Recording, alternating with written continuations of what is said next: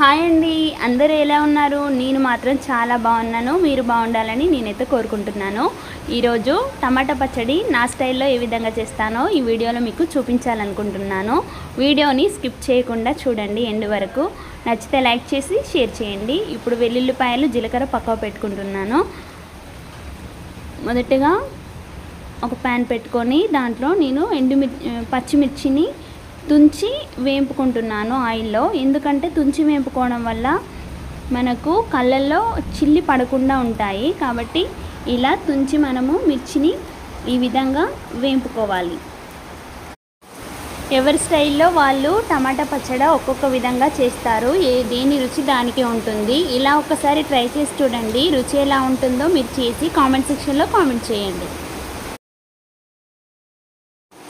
మనకు నోటికి రుచి దొరకనప్పుడు ఇలా చట్నీ చేసుకొని తింటే మనకు నోటికి టేస్ట్ దొరుకుతుంది. వేడివేడి అన్నంలో కానీ టిఫిన్స్లో కానీ ఈ పచ్చడి చేసుకొని తినొచ్చు. చాలా బాగుంటుంది.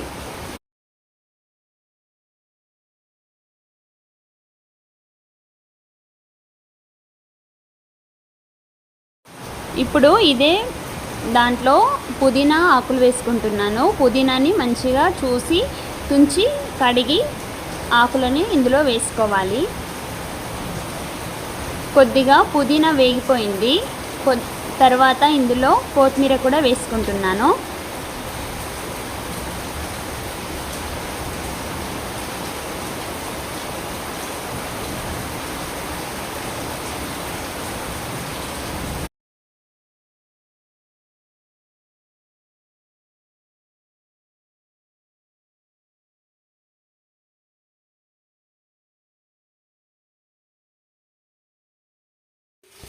ఈ రెండు పచ్చివాసన పోయే వరకు వేపుకోవాలి.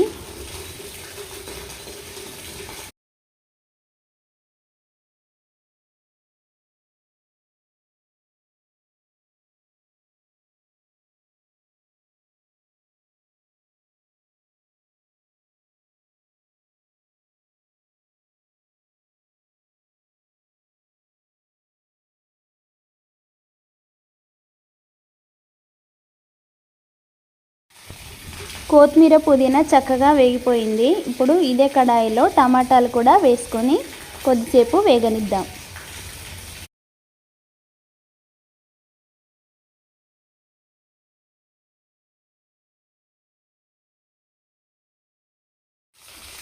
టమాటాలు త్వరగా ఉడకడం కోసం ఇందులో గల్లుప్పు వేస్తున్నాను. పచ్చడికి సరిపడినంత గల్లుప్పు ఇప్పుడే వేసుకుంటున్నాను.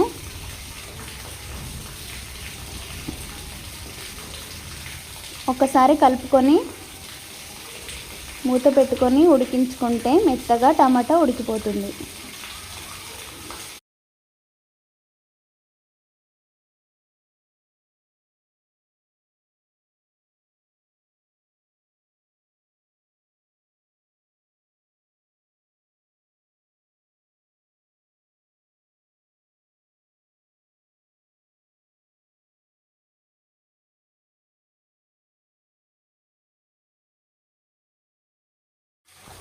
ఇందులో 2 చింతపండు రెక్కలు అయితే వేసుకుంటున్నాను.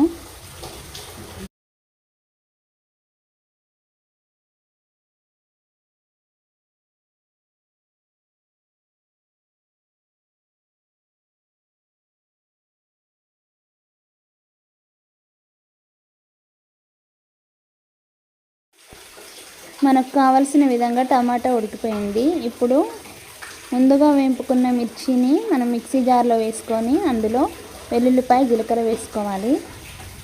ఒక్కసారి మిక్సీ పట్టుకొని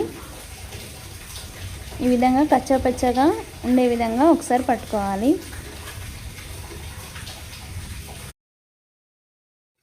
ఈ ఉడికిచ్చిన టమాటా అంతా ఈ జార్లో వేసుకోవాలి.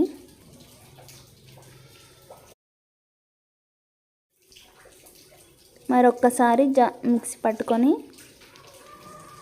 చూడండి, పచ్చడి రెడీ అయిపోయింది. వేడివేడి రైస్లోకి సర్వ్ చేసుకుంటే చాలా బాగుంటుంది. చపాతీలకు కూడా బాగుంటుంది. వీడియో నచ్చితే లైక్ చేసి షేర్ చేసి సబ్స్క్రైబ్ చేయండి.